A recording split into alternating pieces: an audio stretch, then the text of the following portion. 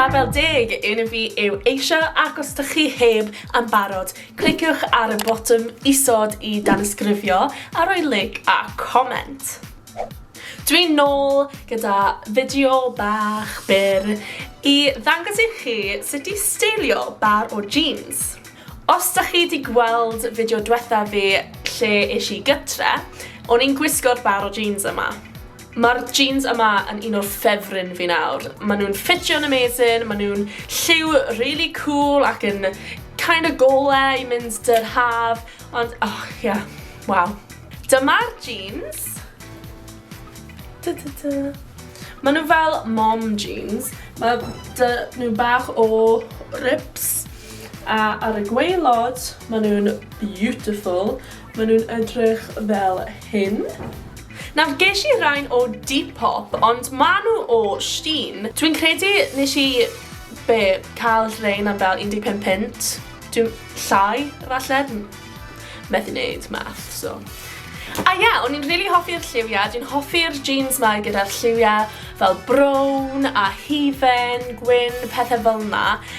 Felly, dyma fideo I ddangos ambell I golwg nes I just rhoi at y gilydd gyda'r pethau sydd yn wardrobe fi a wardrobe partner fi. Dyma look cyntaf fi gyda crys brown, sef long sleeve a mae'n zipo lan. Mae fe'n eitha denau, ond mae'r deunydd yn actually'n really dwym. Ges I hwn o H&M neu New Look a oedd e ddim yn drud, oedd e'n really great am y pris. A gyda dwi'n just yn rhoi hoodie ar ben, hoodie gwyn o H&M. A dwi'n really hoffi'r lliwiau yma gyda'i gilydd a dwi'n really hoffi'r ffaith gallech chi weld y colur.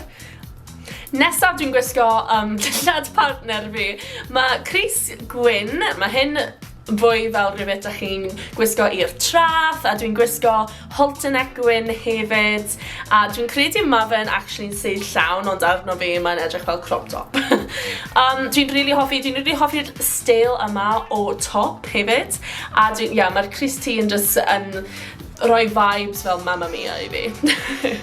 Dyma un o'r gwisgoedd sydd yn edrych fel dyn ni'n mynd allan am bwyd neu rhywbeth yn fwy hwyl a falle party. Mae just crys ddi gyda fi sydd dwi'n actually yn gwisgo I prifysgol trwy'r adeg. Dwi wedi steilio gyda y siaced partner fi sydd yn fel leopard print, cheetah print a dwi'n caru fe.